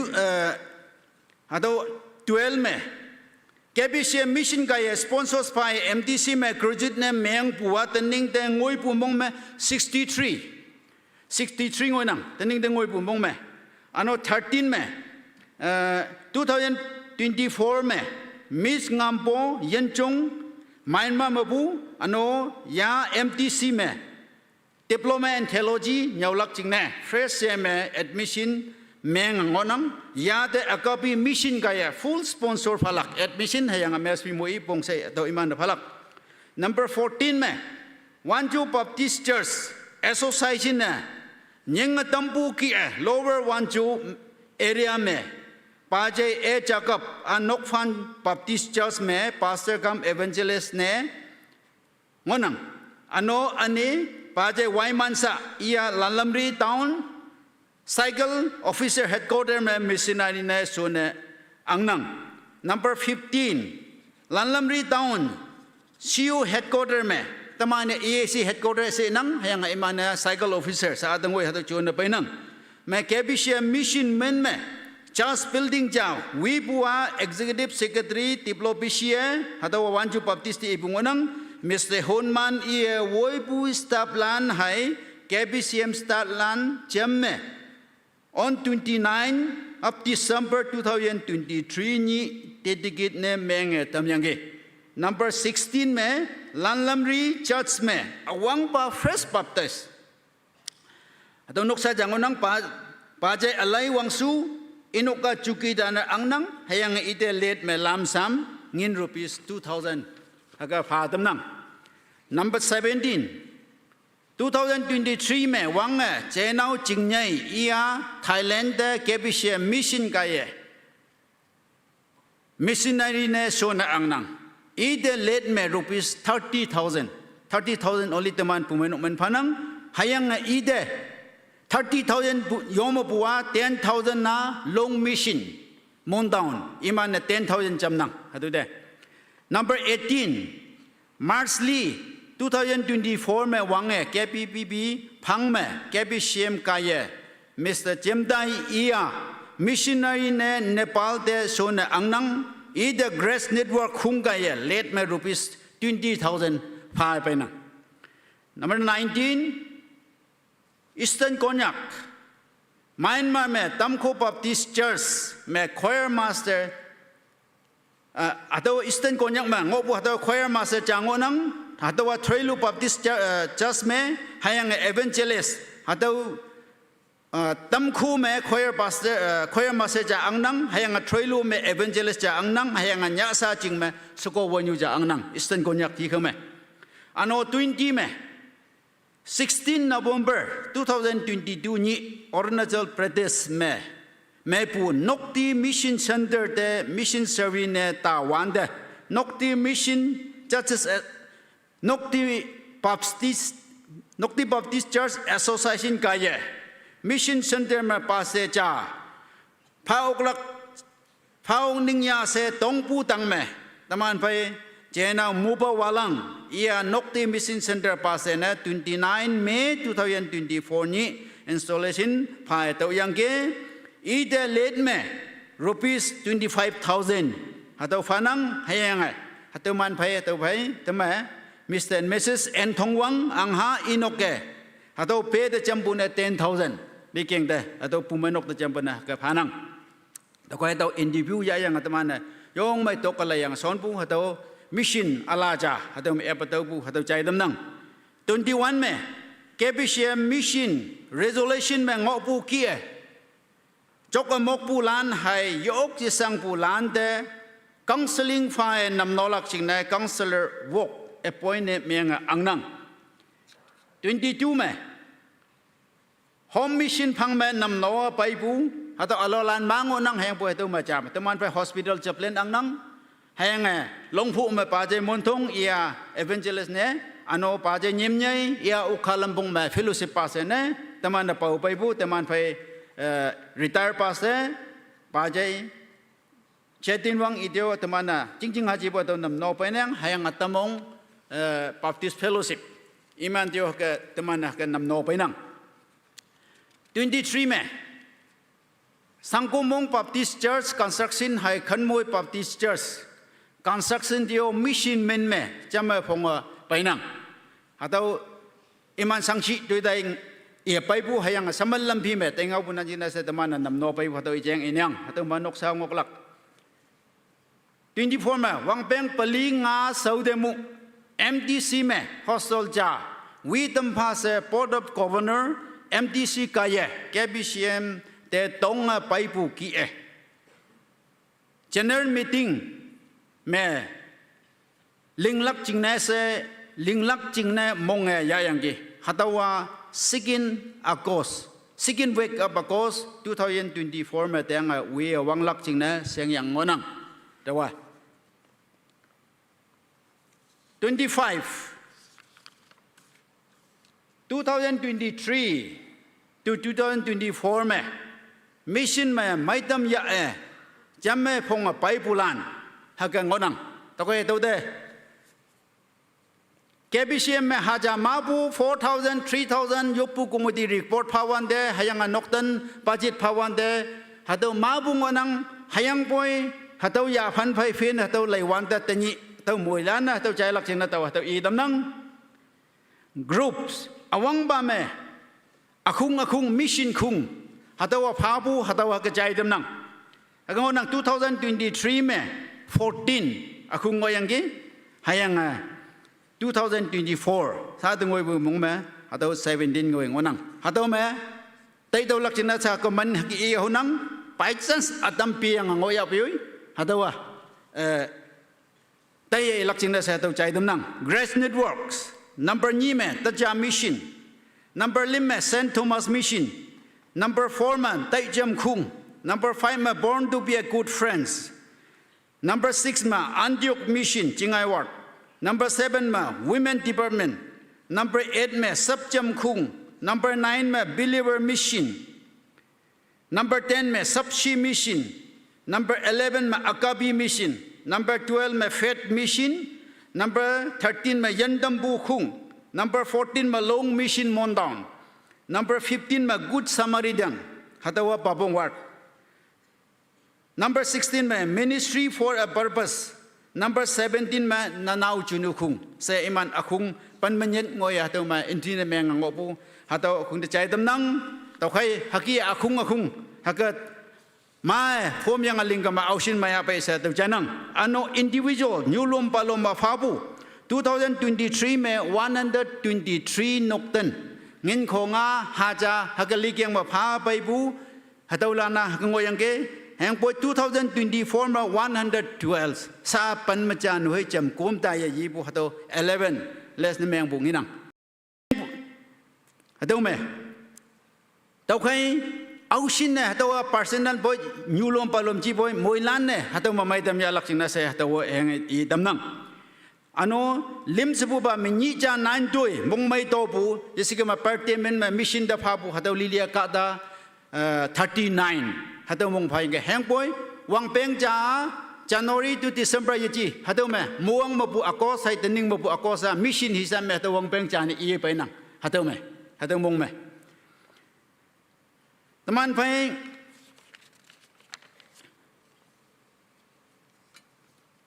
mission department kaya namno paipu staff hagangonang hataw kia missionary eman lim ngonang sa haupu hayang hataw mo haungo kalak hatawa hayang po tawa alanda hagay idamnang missionary lan iman lim ngonang hataw iman lim ngo bu yome sa iwan de kongkum bu da full hatawa apakan mapu yapa ba ngai nang hayang po hatawa sa atam phabu kia namana akhunge iskaman yulom palom hataw phagama hatawa full payment taman sponsor na meng oglak number 9 me pastor lainong pastor lainong area ma 20 ngonang hayang alo ba nyoi mapu paselan tapawatik pu hataw sai jam tu de kada 30 hataw 30 pastor lan hataw ngonang ano evangelist pali ngonang hayang women leader ni ngonang hayang chukidar cha taman payment phawa hayang student full sponsors papua kata nyit ngonang hayang scholarship phalak taman hayam naim lan scholarship phalak sa panmanyit ten ngoi ngonang hayang po lai pai pu hisam mea sa tu manyan pu khong ke bu yan ngolak 25 pa kai dai lak kia nyan ma nyan po tu ngonang tau khai 25 student da nok tan ye sikama nyulom palom awi hataw 25 ngai dai gama pumenok mission sangtalan bu nemeng lak hataw tai pu hataw juda he damnang ano mes fee phalaka pha bua sa dingoya 19 ngobu อันโนจำฮัตโตพาลักเสียบุฮัตโตกาตังวยงางวยอันนี้จำไปยังงนังพาวงดึงยาเสียบุฮัตโตเดียวปูไม่นกปากกสมาปูอกยังอันโนอเลปามาปู adjustment พายังงนังแห่งปวดเดียวมาบุกาตะลังไงกันมาฮัตโตจำปูอกลักแห่ง20พายเนลักฮัตโตตมันฮัตโตงินัง choir master Eastern มาจางงนังแห่งจับเล่นจางงนังแห่ง counselor walk ขมีเอบุฮัตโตงนังฮิปักตะเลยยังตัวมัมนัง27 2023 June 7 July 2024 มงเมมิชชันเมวินปูฮัตตัวมวงมาปูออติดตัวเฟเมมันยี่มาปูฮัตตัวตังวยวินปูฮัตตัวมิชชันเมนเมวินปูฮัตตัวเจียงอินังสตาปลานะฮัตตัวโซดปูฮัตตัวสตาปลานะซาตัวยี่เบียง91 staff Kompo ci hayang putaman mi pumainok kisama hayang putaman pumainok kisama 91 stop the payment phabwa ligeng ba phabwa tawa loi buye ci taman na phabwa 91 stop hatangonang hatawalan da phabu stop me 32 lakhs 47,900 hatawa staff salary me tai ngonang audit me ci hayang putaw random hakinang ano mission min me yan Campuchia relief chia isika me admission da chama phong pha se ibu hataw chi isika ma donation chama phong bu yu ba lan da pha buwa 5,03,360 ano just construction sa bu khamoi ki bu hayanga lanlamri me muang sa ticket na myang bu ibu hataw ma 20,16,000 hataw ngoi wi taw yang ki taman jambu ji teman wi tambu hayang sa khamboi ki bu sa sangsang ki bu hataw ki the jambu sai yang 24,66,440 ngoilan pong sai me 62,17,700 hake wangpeng me wangpeng jamong ma ka tayang ge se akhung da ka chai dam nang akim ne taman phai mission porta tai dem mong oklak hang bu taw yalak pe inang Mission port ne halan ngonang taman phai paje laidak ya chairman ngonang taman phai secretary ne taw ngonang henga number lim me paje noksing member number 4 paje chingpai member number 5 paje manep jei member number 6 me paje loktun member number 7 me paje wangtau tp member number 7 number 8 paje khawang member number 9 Nyuma Nyunon member, number 10 Nyuma Mongyin member, number 11 Nyuma Phamna member, number 12 Nyuma Shoyang member, 13 Tikon Ports, hayang 14 me Rivel H Moba, pastor ex officio, se aga ngonang taman phai report phaba, pa jai ke chamong Tikon. Thank you. Mission report ya bai bu da akhung mi yong phanang ya lak pa no no bu ba ka wang mui man dam si dai dam nga brigade B hemo mai ja lo lak ching ne yang mission gong dei bak pa dam na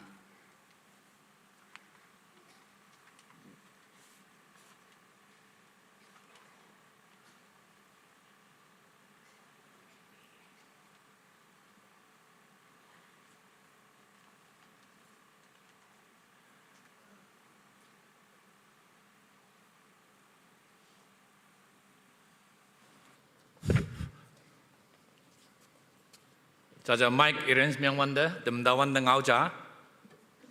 Hem Lolak Ching Yang mission the Pabu, Tidam Pabu Nanjingna, mission board, ano Tikon board, Menyum Fanang, though Taman, Hadom Yang mission team, Hadawa Hangiba Yang mission team is no man upon Yitalak Naivjingna, Yang Hiatanuk Aba, Libu Bangwanang, E Libua, Ea Naumaiba, Wilangba, Hamba. Teman tabu ira lan khong sing ngok lak kala ma sang tu yang phai kata yang iya Krishna din myang yang bumanok lim chang lang su pesau longling mi phom ji do ta yang mong lep tam yang wi lang ba kata cha jisu ya do bu jing ne yong moi lan mong mai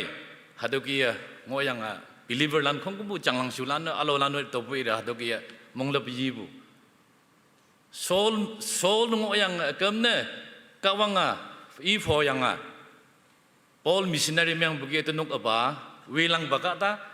tàu phải mẹ chỉ số yang mà bu hado cái believer lan hak chong yong tai bu ngi yang ili bu yang iman me teman tenok ka hado cái yang mission siap ngonang jauh sa pado idam nang anu teman ado ma pe chia yang hang ngi bu de jam lo yu o liang bu yang sinama ka tai nok yang pe teman ya Myanmar me anu nokti me wanchu me anu kunyak pumanok lan nyek wan do teman kembun nyu ma hado pe chia yang lok pu khai yang ya yik pu ngonang ja do khai oda ma he lam ma jam loi phi lang lak ching ne ling bhai ya se i dai lak ching ne hado i dam nang gi taman sa lok lak he ma tai do nyau do hiang fa do yop do kawang mission na hado ja anu nang mot ka ye mission ja lan ha si we ham lok ne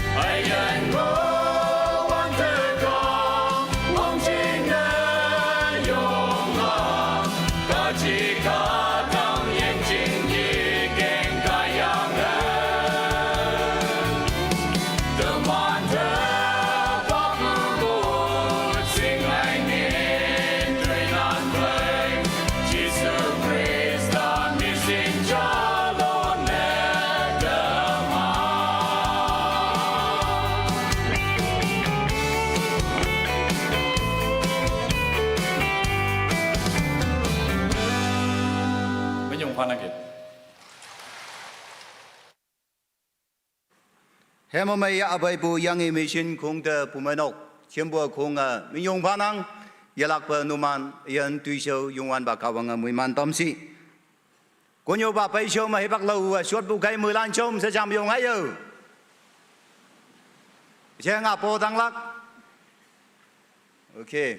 suốt ke sao konyo ba de hebak pa dam nang ngao mu ying tam bu yong the great commission.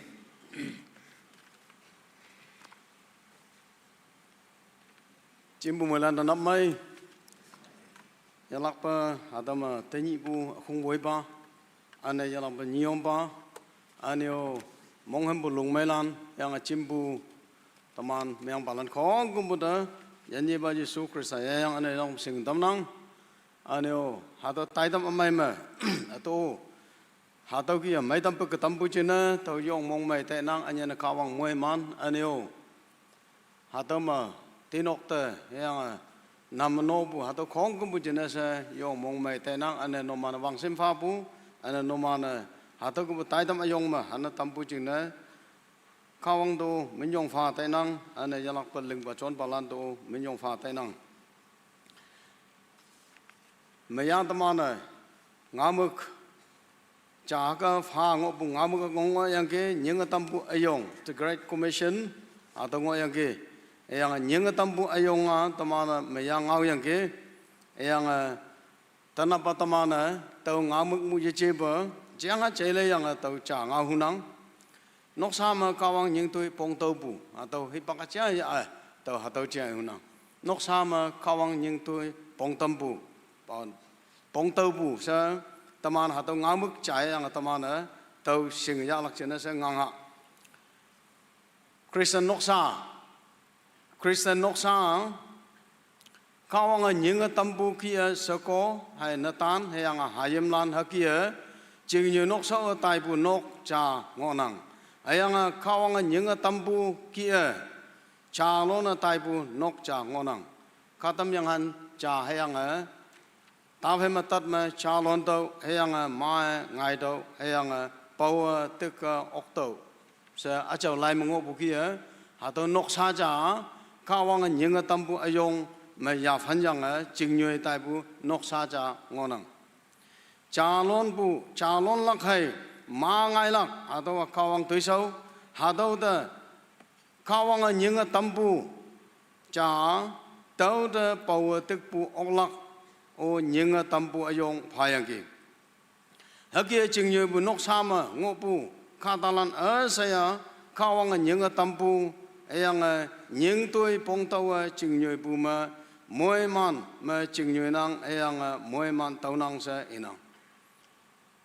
chừng nhồi tai lắc trên sa chừng nhồi bù nóc sa cha mà kawang nyeng tôi pong tàu kawang nyeng tam bu hang ấy si à tàu pong tàu chừng nhồi cái mà tàu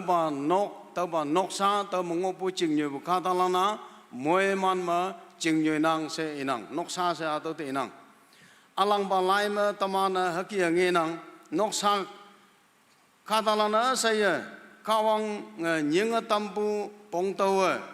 jing nyoi bu kaya moi man tau pu nok cha katam yang han wok yang afong wok ane afong mu tu tau ma pu ngau cha ngonang yang tau eman pu ngau ngonang no ha yang isoko yang hayim lan lem nhâm ya lan lim eman không có saya tat ching nyu yang ki yang tau ching nyu bu ma eman ni cha nu hoi la tu bu yanang ba mong meng lak yanang ba esa ka ma tai vai bu yanang ba eman in nhai bu ma yo ong mai chom sa sau san kawang pong tau yang tui ling ka ngo wan de yang mu lem bu ma khatalan ma kim wan de eman noka yan yang ki yang iman no makata tat ngobu tata khongkum janjang ke adawa alang balai mataman nginang yang hatau yanji bua imana nyeng tambu toi mai ling bukaya yanji bu tau ok bu sa ina Krista nok saja esek man nok saja hakia iman ching nyoi bu kia ching nyoi ka ma ตมาโนยันจีบุตรลักษณะอับราฮัมนกซาตะไลวันเตตมานาอับราฮัมนกซาตะไลวันเตกัตมยังหันปันมาตัดมาเอจิงงอนังอับราฮัมไม่อินนกซามาเอมันลืมไม่เอมีแห่งหายิมจ่าให้จริงอยู่บงว่ายังเกไอยังบ่เตามาข้าวังยิงตุยปงเตาปูข้าวังหังฮียาไปหาเตาเจนังจ่าชูนังจ่าเสียปูเอปาเอญูเนียเอหาไอซักจ่าช้างอบุจมอันนี้โตปูฟ้าเสวันโตโอเสอันนี้เอญูโอเสเอปาข้าวังยิงตัมปูลึงเอาฮิวคอมเพลนจังฮักหังเนี่ยเสเอาฮิวยี่เอปยองไม่ปงเตาข้าวังยิงปูจ่าเสปงเตาจริงอยู่บุกายอับราฮัมเดนางหูหายิมลันเอียงนางยังจึงไฟกี้มวยมันลักเอียงนางวังไงจานเมียงลักจานบุอยงไฟยังกี้ตัวเอมันนกสามข้าตังสิงวยไปตัวลานของกุมปูปงตัวจึงอยู่บุจึงนั่นเสหาตัวมวยมันอยงมาเอมันงวยยังกี้เสเอนังอาตาอับราฮัมนกสาเจเอนังข้าทำยังนี่เฮงปันมันนี่เฮงลิมตัวมวยมันเฮงจัดจานลึงตำลักจัดอยงจานลึงตำลักหาตัวอารมณ์กายจีเอนกนกสามข้าวังยิงตำปูนกสาลานเสปูข้าวังยิงตัวปงตัวปูจึงเนสเอมันหาตัวมวยมันมาจึงอยู่ยังเกษเอนังมิชชันสตมันเอนังเอยังยิงตัวหาตัวนกสามวังลักเสนังยิงตัวหาตัวนกสามวังลักเสนังตมันซาบุรีพอร์ตมูชายังเกยองลึงปุตมันเอยังตัวยิงตัวอบุกันมาวังป้าใจตายบุชีเอสมันลึงชวนตายบุชีจาลอนตายบุชีก็มายิงตัวหาตัวนกสามอากงวังบุชีนังนกสามอากงวังบุตัวเจนส์ยิงตัวหาตัวนกสามวังนัง mission begins at home หาตัว mission สิบุบานกสามอากงวังนังเสียนกสาตายเสียงอากงวังนังเสียนังเออตัดเงาจามตมันมวยลานเอบัวสงวันเต charity begins at home ยายังตุยลึงบัวนกสามให้วังนังเสียนังหาตัว mission ตุยลึงบัวตมันยายังตุยลึงบัวนังเออตัว mission ตุยลึงบัวหาตัวยายังตุยลึงบัวนกสามอากงวังนังเสียนังซาตมันไฟKBCM ปูมันคอยลานลกปุกี้นกสามยายังวังไงตีตั้มโตสิบันนกสามตีวังก็มาให้ตั้งไงลักตั้งไงก็มาให้จึงจัดตีลักจึงจัดตีก็มาให้ข้าตรงนี้ของก็มุดตีลักตัวใครตัวนกสามวังปูมายองวังนังเสเอนังตัวกี้นกสามวังนังยังโทมัสเฟลเลอร์อีปูเงาจังวนัง My home my mission field ตัวอีตัวยันยังกี้ตีนกให้ยังจึง mission field ตมานะ mission field เจ้ามาเงาอยากป่วยเอสก็มาลึงอยากป่วยตมานะอ๋อของกุมบุอกปุชนลึงนังไอ้ยังป่วยนางนกมาฮังกะตีนกมาฮังกะเติมไม่ mission เจ้าปงตัวยาอับราฮัมนกสายันบุกี้ยาโนฮานกสาลันยันบุกี้ยาตมาโนยันลักเปเติม mission ตุยลึงบุกายยาเอสก็มาเติมปงตัวลึงบุกายยาตมานะยันลักให้ยันลักชีตัวยองไม่ตมาโนเตะอะไรยังตัวชาวลึงลักจริงนะตมันงังฮะยันเยบาจิสุคริสต์มิชชันอากงวังบัวนกมาอากงวังยังกีตมันเอาไปปุงอาไม่มาร์กงายังปันมาตุตะไลลักไอ้มาฮักยันบุงนะฮักให้ยังฮักนกเตนกตั้งเตละอีจีโตให้ยังยงวันไปนางจริงนะหังสินตุยลิงไอ้ยังนางแต่หังสินกันอิมานแต่อีโต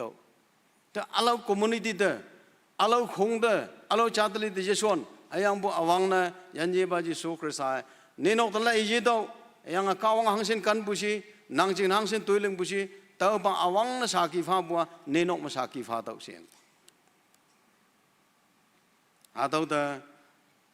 นกสามก้าวยิงตุยปงเตาบุษอินังไอ้ยังปุงอาไม่ปงตำลักจีน่ะอวังน่ะยูนกสามอากงวังจิงกันนะตัวจ่าเสนังยังไงยูไฟปูนกสาเตอสกมายูไฟนกสายูไฟปูยังไงนกสาลันเต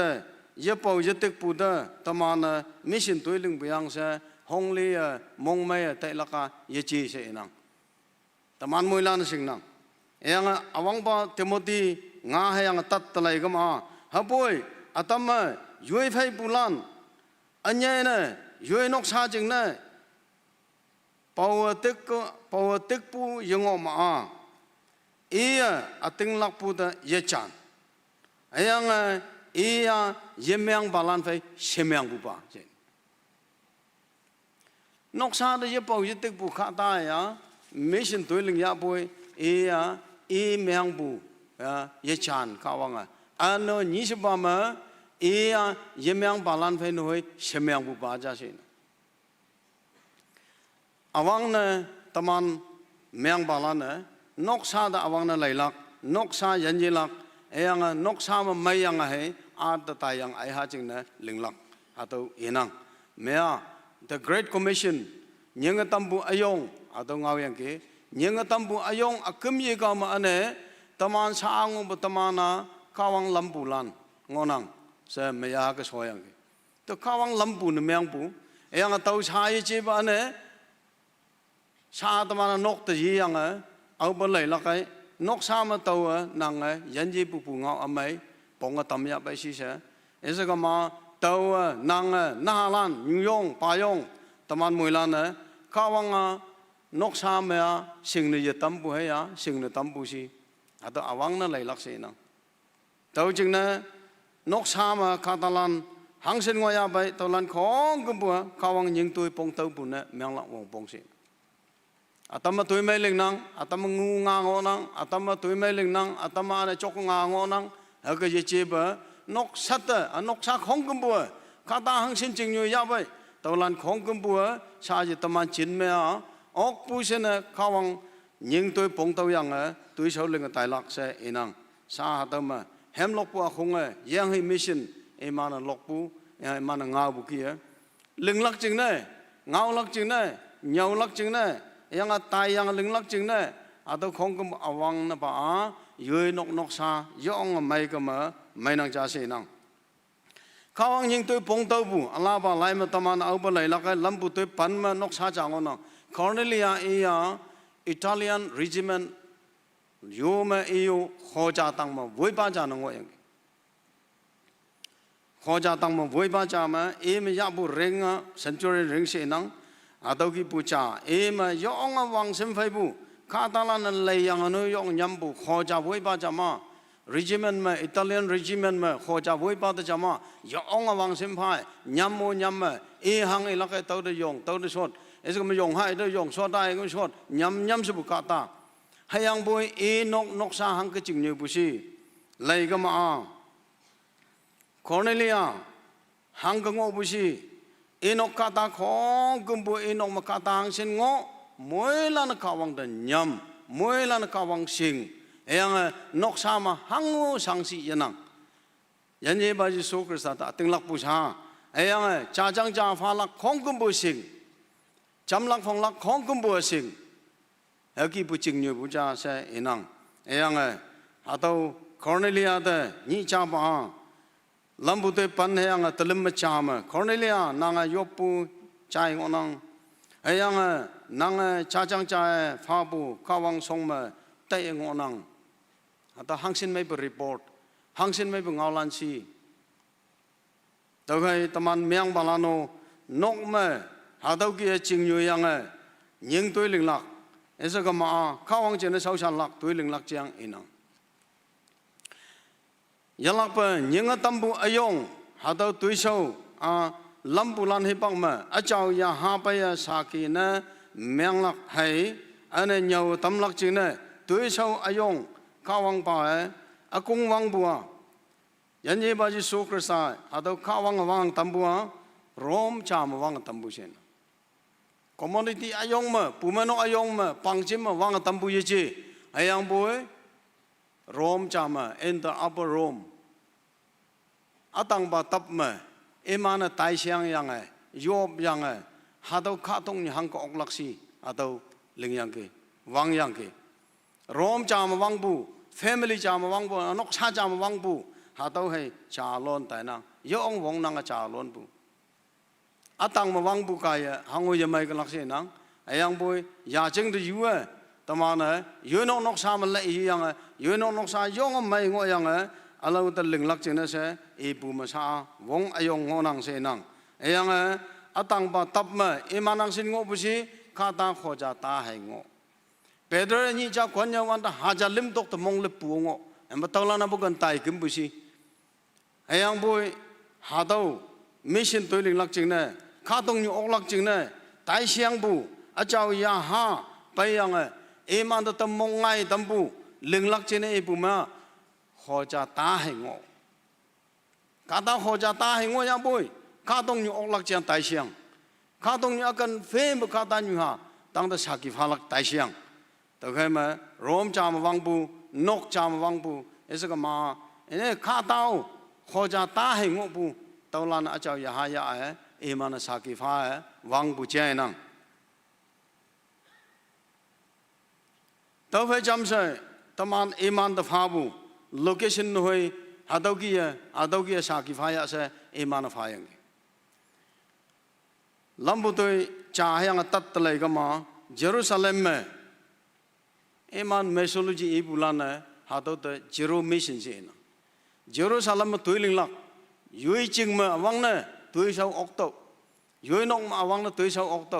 แต่ไฟยาวงนั่งเรื่องตายตัวสิอย่างกี้ตัวใครเยรูซาเล็มเอมันงบุยุยจิงมาตัวเจโรมิชันเจนังยุยไฟบุลันไฟงบุมันลักยุยไฟบุลันอวังนะปอกลักยุยไฟงบุลันหางสินงอนังเกตัวลันตะอวังนะตัวลิงโตยายังโตกันโตจิงไม่งอโตตัวมันไม่งอนังเกเสอันนี้จูเดียเดสมาริยาตัวนุมันนะสักกี่ฟ้าบอกลักไอ้ยังตัวมันอันนี้ตัวลันจิมมาตาบุวงนังก็มาอันนี้ยังลับข้าต้องอยู่กันเฟดตายออกลักอาตัวอย่างกี้ one by one อาตัว estifying มันหาตัวสิ่งบุมาตมาโนเฮกี้ยังตั้มบุอายองอาตัวอิมานะลิงบุกี้ตมาโนฟ้าบุกี้ฟ้างอบุกี้ตมานาตัวลิงนะงังลังยังสาตมานะลิงบุตุยเช้ายังตั้มบุตุยเช้ามาลิงนะออกหาบุยอติงบายามาเยวันเดนกมายุยไฟบุลันไฟลิงลักให้ยี่สิบปุบมายูปีจิงให้จัดลันเดตายลักให้เต่าไฟมันเอาสิข้าตรงนี้ก็งวยเสตายลักป่าอาตัวงอนตมันหาตัวสิ่งยังไงสเต็ป by สเต็ปมันก็ตายก็มาตมันของกุมบัวตัวเช้าออกลักยุยนกเช้ายันลักมิเช่นตัวนางจังเล็งยังไงยุยนกจะยันปูยองจะไม่ลักให้มาตมันหาตัวสิ่งยังฮะยุยไฟปูจำเช้าชันปูข้าเช้าไม่ยงปูข้าตาลันจำสงบปูข้าตาลันตมันสงบปูลันแต่อาบุยมาNagamis Baptist Church atau cawana taulan hangka ling cim akung wang pusi se tau iman tu tong bungo yang ke embo tau Nagamis Baptist Church atau cama girip PR border road matuiling bulan girip company tau payang tau mea tumga Bihar atau lan sangon ayang tau lano teman konyak atau mungo yang yang iman sekolah teman konyak lanja ngop yang konyak sekolah konyak natana aham sekolah konyak natana aham mangop yang taulan jama kamal lingkus na Nagamis ngop yang sekolah temano kawang de yopa itu yop temano kawang de khima itu khim temano panfong phala aja de pha saji taulan de evangelist namang teman fai paji jancing iangang hama teman acang abu nok cawi yang yopa sewang yang saaba yop nok calinga to lampong ma kengina iman sa nok tan 40 tok tengona iman ama taulano teman fai cam ulan yang teman fai cam ngobu kasau macam ngobu si ibu ngonang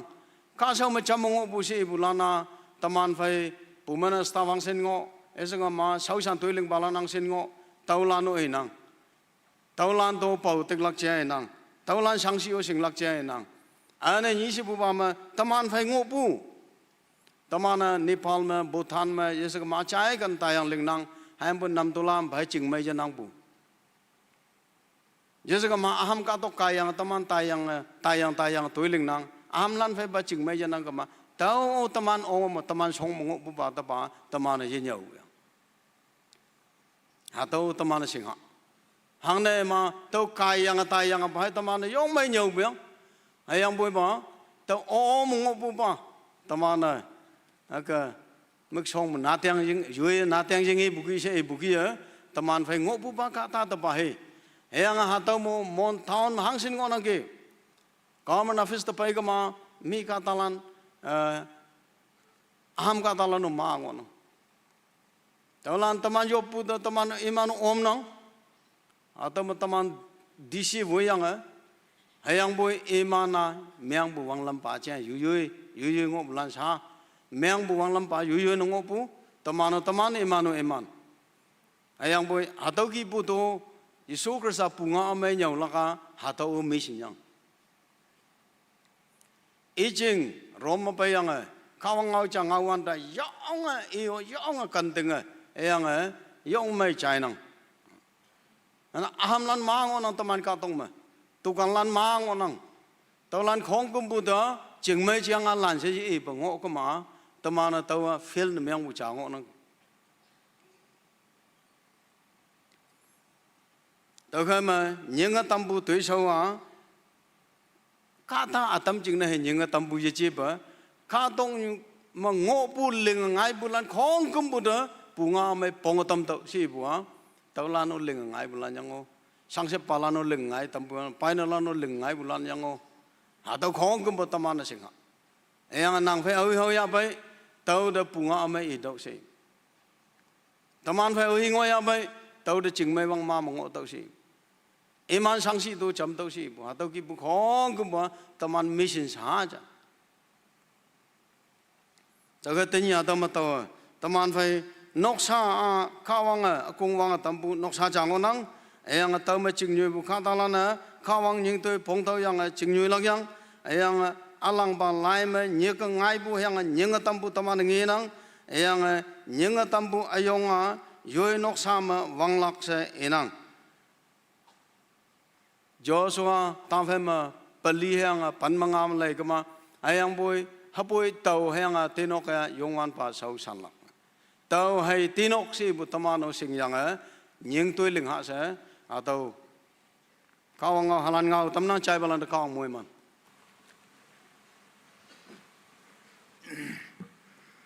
Thank you, sir. Umanok mong nang nan yambu kia bay oka maya tani kawang ngao mission ka so mahang ko phong chong nok sa yan tui ling so sang lak pong tam bu china min yong pa nang yalak pa yong wan ba ka bang nang hei ni nong nok sa tui so ya phan wang ngui mui man tam si tai tam mai tam phuk bu mui lan a wi o fel na yem mo mai tam ya bu de min yong pa nang chiam bu khung nang si da yong mai si ba chiam ma so da tan ok bu mui lan china min yong pa nang ngai wang bu ha ki bu ke bi xian mission tuy số đại tâm dân âm mây mà nhà phan nô siêu xem mây sẽ mười lan ôm ốc lạc chính này yop bu mà tan hao sẽ chiếm bùa khung ta đâu sẽ là tâm năng chiếm sẽ yop bùi bạc dạ ấy về tham ăn hem giáo đốc lạc hem number 152 khó cha tăng am nhỉ mạ bù lan yên gì đâu hem nôm nó ba lan đâu nôm nó lạc Hado hem lok soyang bema mulana chom sa yo boy bag yak tening bu teni bu hado mission du so da dam okpungi dam bu chna min yong phalak yalak pa kebisiam mission du so ya pan wang ngui dam phau se ka bang da pan ba yop lang mission film yu ngo balan chna yop lang hado ma mai dam ya ngo bu sponsor bong jong nok sa khong chna yop lang ayang ponyo ba e ayan bong jong nok sa chna yop lang hangi bang ngau mực nàng cha ya yang ke tàu ya phân mà tiếng lạc buông buông nàng yong lạc chỉ này tàu chỉ này yop lạc cấm na yan xe na tạm ăn phải nhiều ba hà tàu nữ chính đó phải yop số cái mà mấy ha bùi yang sẽ tông mà tan năng điều cái ép số cái này mấy cái mà mười lan chôm sẽ yong ha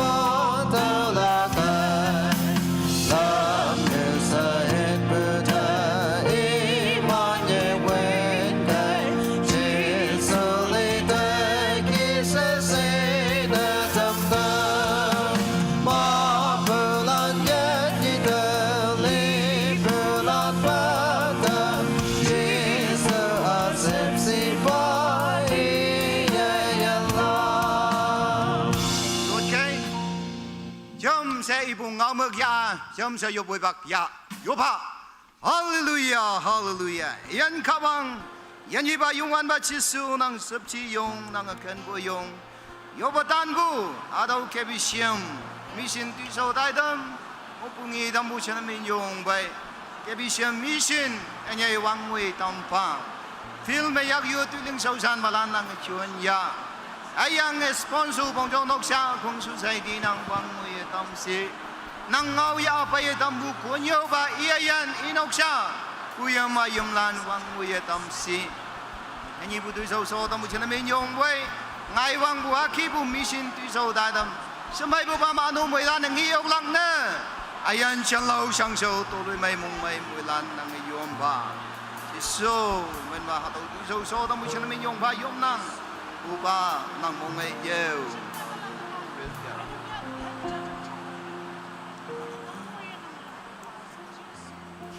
chào bà đã vào kawang nang namin yung bufanang. Hada mon daw na teman ka ngunang. Kadong new mission ka ayong ngunang. Hada me wang dang kawang nang tumanda hangiba lamma nyawlay dam. Hangiba lamma nang amoy mana dam tau ba yafen ma. Hada achaw tuiso hayang nying tui ma kebi shima may dam ya apay nang. Hang simbu wang bang lan may dam ya Aniu nang pai hau digi kawang nang menyong boy. Aniu yalak pa teman hang senengo nang gi ani yalak pa maidam yalak hayang nyica kawang nang pai hau lak. Hayang atumana hang eling hadau dang ma wang nang kawang nang mubu khandap taulak. Yanyi bu saha taulak yici hayang boy khandap taulak. Tau jana kawang nang menyong boy. Nang sausan ba kaya wang mana temana kawang ngau nyaulai dam yang gi. Nang kadalana wincaya yang nang ngau sa ting laku bayak dagi. Teman mungcang mubu hado anu kasih yaha nye ya dai ne dadang. Hayang lenga pai bu pai 2024 wang biang pai anu 25 wang biang mission di anain samai se maidam ya oklak cingna hayang hado one day tanap ombolan moilan oklak cingna kawang nang moilan ayen chen bawa kawang nang sip-sipang maang adam ba wang dang kawang hado taidam mai so dam nyong fa we o yen tanap maidam Maidam ya yang ke parja yang ke say nang moy mana tam da yan iba Jesu Kristus man majana dai manang moy man yup nang tolan na sopa nang mongay iya amen Oh,